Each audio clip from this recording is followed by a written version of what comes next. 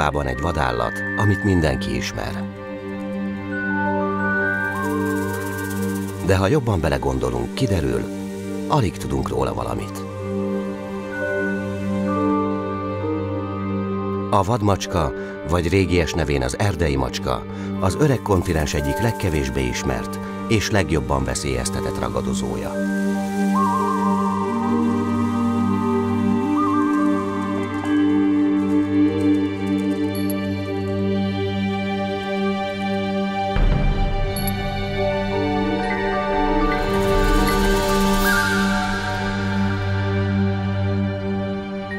Hogy mennyi maradt meg belőlük napjainkra Európa sűrűségeiben, azt senki sem tudja pontosan.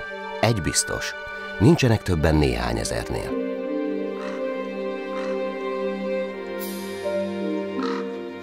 Közszájon forog néhány tévhit a vadmacskákkal kapcsolatban. Az egyik valóságtól elrugaszkodott állítás az, hogy szeretik a havat. Mások úgy vélekednek, hogy Európa szerte mindenütt előfordulnak. Megint mások pedig úgy gondolják, hogy a vadmacskáknak 9 élete van.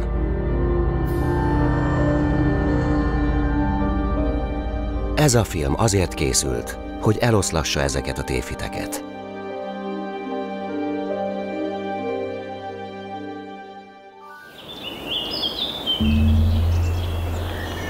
Magyarországon nem sokakat aggaszt a vadmacska jövője. Kivéve azt a maroknyi szakembert, aki tisztában van a faj természetvédelmi helyzetével. Egyikük dr. Bíró Zsolt, a Gödöllői Vadvilág Megőrzési Intézet munkatársa, aki a 90-es évek elején kezdett foglalkozni ezzel a fajjal. Kutatásai során a vadmacskák területhasználatáról gyűjtött adatokat. Érdekes következtetéseket vont le az állatok táplálkozási szokásaiból, és mindenhol próbálta felhívni a közvélemény figyelmét a házi macskával való keveredés veszélyeire.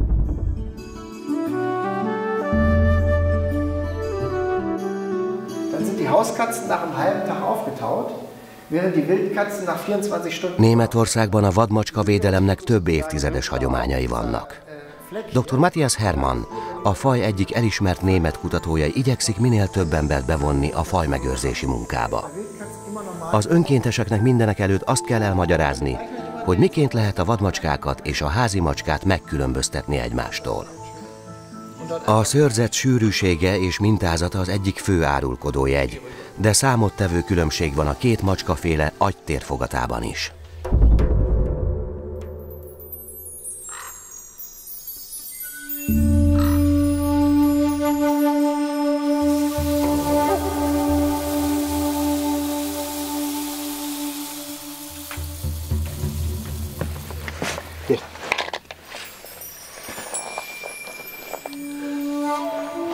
Darányi László természetvédelmi őrként dolgozik a Duna-Ipoly Nemzeti Parknál.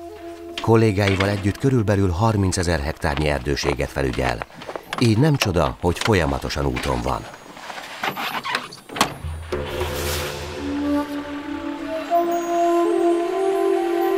Naponta akár 100 kilométert is megtesz a Börzsönyben.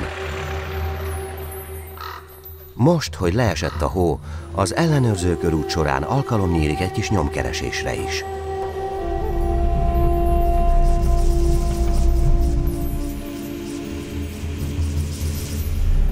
A tű és a szénakazal tipikus esete. Az egész hegységben legfeljebb 30-40 vadmacska élhet. Valamelyikük nyomára bukkanni szinte lehetetlen vállalkozás, de Darányi Lászlónak megvannak a maga jól bevált módszerei. A Németországban fennmaradt vadmacskák számát a kutatók 3000 és 5000 közé becsülik. Ennek közel fele az erdős-hegyes Rajna vidéken él. Az emberek által gyéren lakott területen a vadmacskák szabadon mozoghatnának az erdők között, ha nem lenne annyi autópálya. Wir sind hier in der Eifel, einem der wichtigsten Lebensräume der Wildkatze, nicht nur in Deutschland, sondern in ganz Europa. Und die Wildkatze ist europaweit eine bedrohte Art, hat hier ihren größten Rückzugsraum und darum muss sich Deutschland ganz besonders um den Schutz dieser Art bemühen. Wir fahren auf der A60, die ist neu durch diesen Wildkatzenlebensraum gebaut worden und man hat hier einige Bemühungen gemacht, damit Wildkatzen nicht mehr überfahren werden. Man hat einen wildkatzensicheren Zaun gebaut, wo sie nicht mehr rüberklettern können. Und es gibt hier einige Brücken, die über Täler führen, wo die Wildkatze auch von rechts nach links wechseln kann. Das ist ganz wichtig, weil sonst solche Autobahnen die Lebensräume ganz zerschneiden. Napjainkra a vadmacska a Rajna völgyének északkeleti részéről teljesen kipusztult, csak úgy, mint a Fekete erdőből, a Türingiai erdőből és egész Brandenburgból. A kérdés az, hogy ha sikerül összeköttetést létesíteni a lehetséges élőhelyek között, akkor megindul-e egyfajta spontán visszatelepülési folyamat. Dr. Herman és kollégái az elmúlt 4 év alatt 6 kandúrra és 6 nőstény vadmacskára erősítettek rádiótelemetriás jeladót. Arra voltak kíváncsiak, hogy mekkora területeket járnak be az állatok, és használják-e a számukra nagy költségek árán létrehozott, autópályák fölött átívelő zöld hidakat. Nicholas, a vadmacska kandúr az egyik legrégebben megjelölt példány. Az évek alatt hozzászokott a könnyű rádiós jeladóhoz, és sejtelme sincs róla, hogy a kutatók minden lépését figyelik. Területének központja az autópálya keleti oldalán van, de a rádiójelek tanúsága szerint rendszeresen megfordul a túloldalon.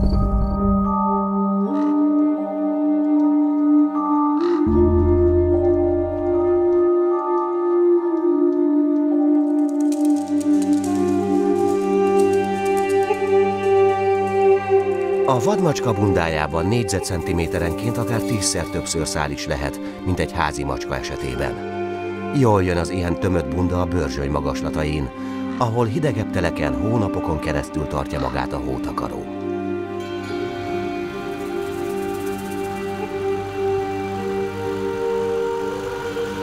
Hogy a félénk ragadozó nyomára bukkanjon, a Duna-Ipoly Nemzeti Park természetvédelmi őrének be kell hatolnia az erdő legmélyére. De amit Darányi László keres, az nagyon kicsi, a Börzsöny pedig hatalmas.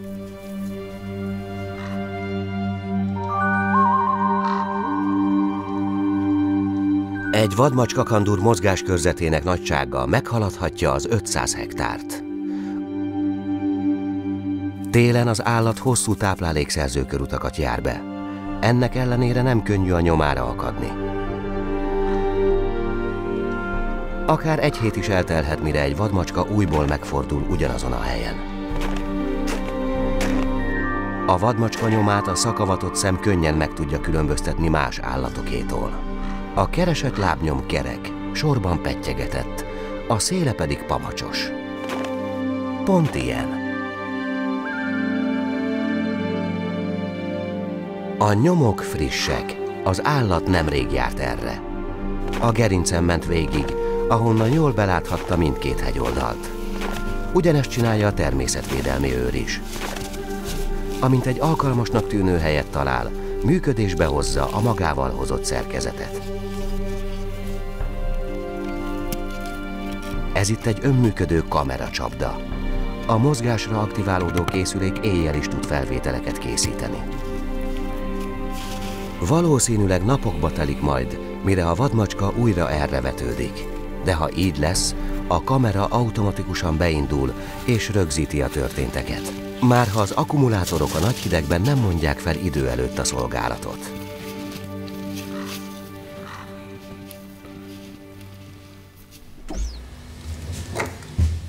Dr. Bíró Zsolt és munkatársai vadmacskákból származó szövet és szőrminták alapján genetikai analízist kértek annak kiderítésére, hogy a hazai vadmacska állományban körülbelül mennyi lehet a hibrid. A labor eredményekből az derült ki, hogy a vadmacskának kinéző állatoknak hozzávetőlegesen a 2/3 házi macska géneket is hordoz. A házi macska és a vadmacska jól lehet rengeteg dologban különbözik egymástól, valójában egy fajhoz tartozik, ami azt jelenti, hogy egymással szaporodó képes utódokat képesek létrehozni. A kereszteződés eredményei a hibridek, amelyek a házi macskák és vadmacskák bélyegeit egyaránt magukon hordozzák. Dr. Bíró Zsolt és kollégái a 90-es évek elején figyeltek fel egy elszigetelődött vadmacska populációra. Az autóutak és települések által egyre jobban körülzárt állatok közül összesen 16-ot sikerült rádiótelemetriás jeladóval ellátni. Lizát, a domináns nőstényt 3 éven keresztül követték. 1990, 91 és 92-es években az általa használt területeket határoltuk le a különböző színekkel. Ugye itt látható Gödöllő városa, Domonyvölgy, és hát a kettő között húzódik a Babati völgy, itt az erdők körülötte, itt húzódik ugye az M3-as autópálya. Ugyanakkor az is látható, hogy időnként átkirándult az M3-asnak a túloldalára. Liza évente egyszer-kétszer a fejébe vette, hogy meglátogatja az autópályán túli területeket. De az M3-as autópályának ezen a szakaszán nem állt rendelkezésére semmiféle zöld híd.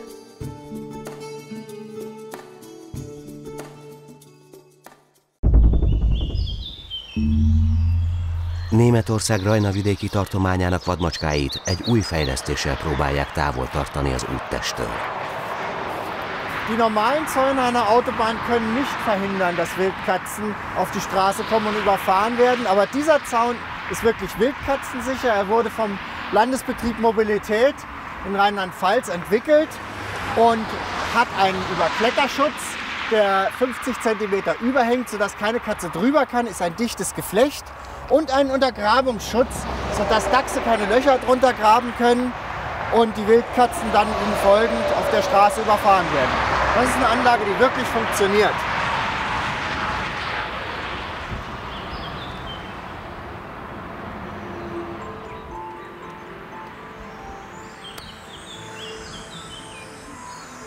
A kutató napi rendszerességgel ellenőrzi a zöld hidakon történő vadmozgást. A módszer ennél egyszerűbb már nem is lehetne. A zöld híd tetején széles sávban homokot szórnak fel, amit ha időnként elsimítanak, akkor a vadállatok nyoma szépen kirajzolódik. Róka és nyúl már van, vadmacska egyelőre nincs. Dr. Hermann alaposan szemügyre veszi a széleket is, mert a vadmacskák szívesebben mozognak a fal mellett. Oh, hier ist gestern nach dem Regen noch eine Katze gelaufen. Das ist eindeutig eine Wildkatze. Ez azt jelenti, hogy a zöld hidat nem csak az őzek, szarvasok, nyulak és rókák, hanem a vadmacskák is használják.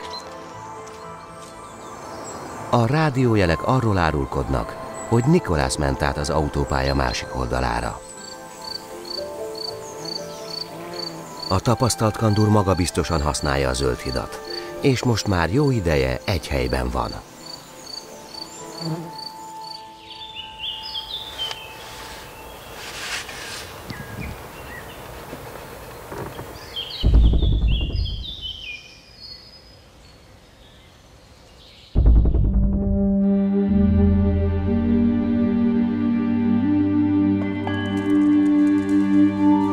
A hótakaró nem különösebben vastag, de ahhoz éppen elég mély, hogy megnehezítse a portyázó nőstény dolgát. A mancsai minduntalan besüppednek. Ha egy mélyebb völgy vagy szurdok kerül az útjába, a vadmacska előszeretettel választja a könnyebb utat. A kidőlt fák természetes hidat képeznek számára. Ez a példány már tapasztaltnak számít. Több éve járja ezeket a hegyi ösvényeket. Ilyen szerkezettel viszont még soha életében nem találkozott. A kameracsapda működésbe lép. Az éjjellátó funkciónak köszönhetően a videókamera másodperceken keresztül mutatja az állatot. A vadmacska csak rövid ideig marad a kamera látóterében, aztán folytatja az éjjeli portját. Az éjjellátó kameracsapdákról sok minden elmondható, csak épp az nem, hogy olyan nagyon hatékonyak lennének. A bonyolult szerkezetekkel mindennaposak a technikai problémák, vagy ha éppen működnek, akkor szinte biztos, hogy semmi sem téved eléjük. Ezúttal azonban Darányi László oldalára szegődött a szerencse. A természetvédelmi őr az elkészült felvételeket tovább küldi a vadmacskák iránt érdeklődő szakembereknek. Dr. Bíró Zsolt éveken keresztül úgy foglalkozott vadmacskákkal, hogy szabadon kószáló példányt talán ha kétszer-háromszor tudott megpillantani. Azt lehet gyanítani, hogy ez egy vadmacska, hát a bunda mintázata is vadmacska jellegű volt, a macskának a mérete is, de ami a legmeggyőzőbb, a farok mintázat, ugye az, hogy néhány fekete gyűrű van rajta, ugye ez nem sok, tehát azt mondják klasszikusan olyan 3-5-6 gyűrű az, ami a vadmacskák farkán látható.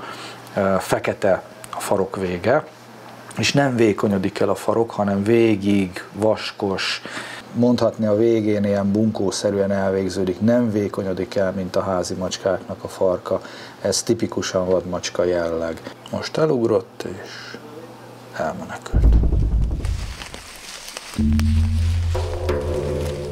Nikolás, a vadmacska kandúr rádiós jeladója az utolsókat rúgja, ezért dr. Matthias Hermann új élvefogó csapdákat helyez ki a vizsgálati területre.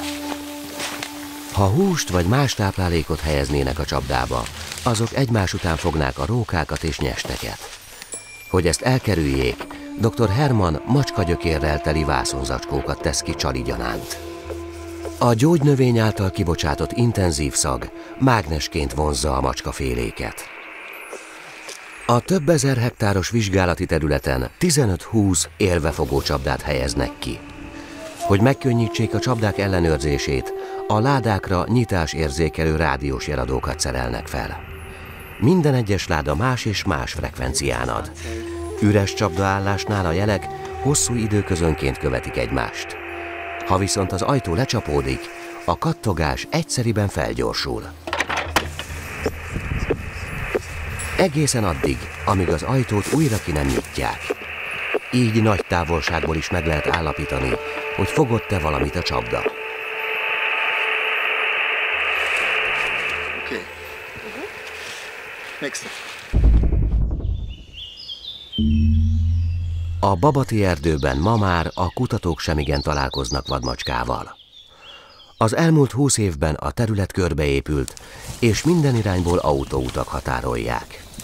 Több mint 10 éve, hogy Liza jeladója is elnémult.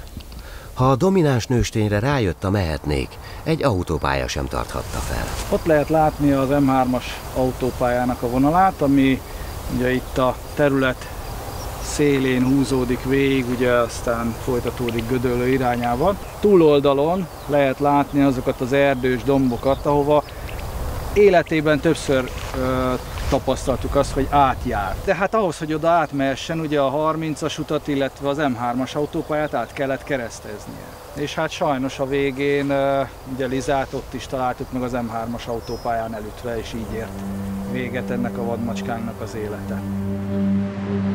Liza halála után nem sokkal befejeződtek a Gödöllő melletti kutatások.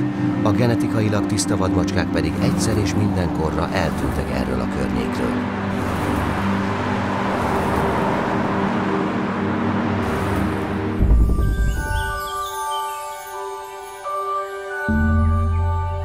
A Börzsönyben található Magyarország egyik legnagyobb összefüggő erdősége. Belsejében egyedülálló módon nincsenek települések, és egyelőre autópályák sem szabdalják szét. Csak egy ilyen háborítatlan élőhelyen fordulhat elő, hogy a vadmacska fényes nappal is vadászik.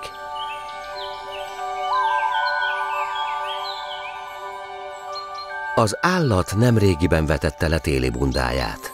Egerészni indul, és tapasztalatból tudja, hogy az ilyesmihez az erdő és a rét határa a legalkalmasabb.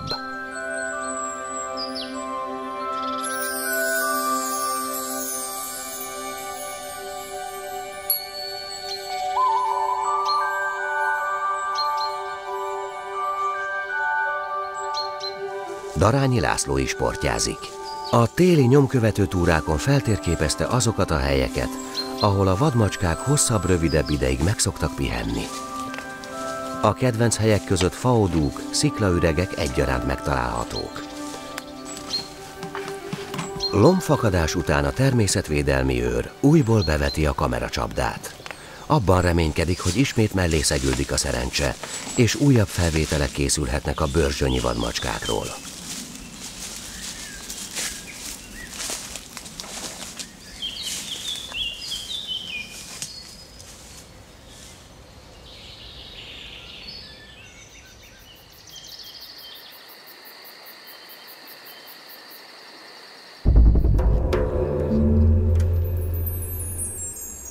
Szilvia Stefán kutató éppen ügyeletben van. A rádiójel alapján úgy tűnik, hogy az egyik csapda ajtaja bezáródott. Ennyit az éjszakai nyugalomról.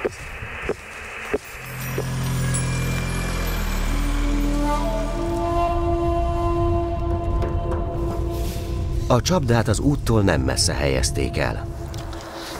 Hogyha vadmacska lesz benne, Szilvia azonnal riasztja a kollégákat.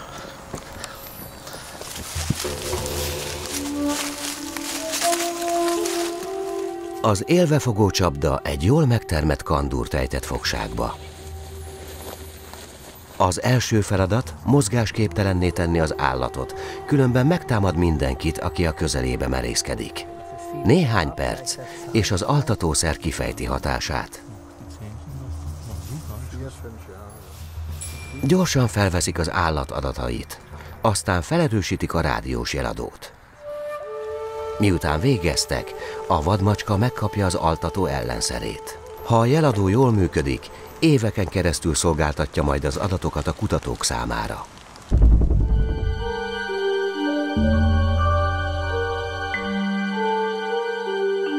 A börzsönyi vadmacska szinte óramű pontossággal teszi a dolgát. Nem sokkal sötétedés után felébred, elhagyja nappali pihenőhelyét és zsákmány után indul.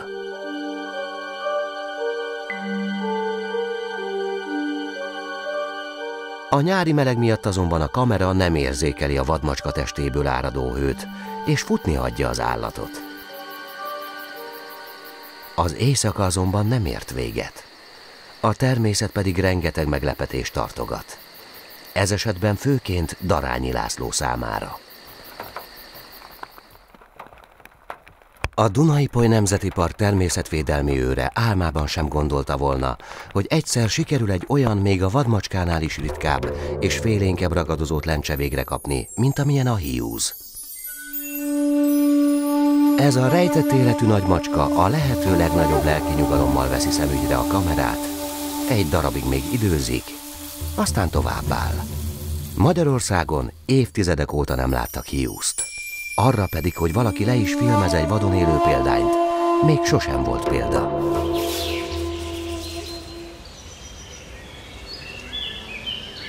A börzsönyi hiúz felbukkanása azt jelenti, hogy létezik átjárás a szlovák erdőségek és az északi középhegység között. Márpedig, ha létezik ilyen zöld folyosó, az jó hír a hiúz és a vadmacska számára egyaránt. Ezek szerint Európa középső és keleti részein, helyenként legalábbis, még megvannak azok a zöld folyosók, amiket Németországban csak nagy erőfeszítések árán lehet újra létrehozni.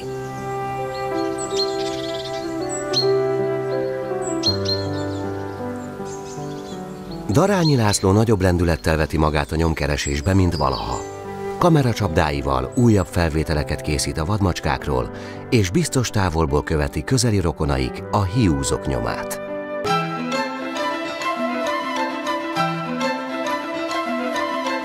Itt valami van. Itt zsákmányolás történt.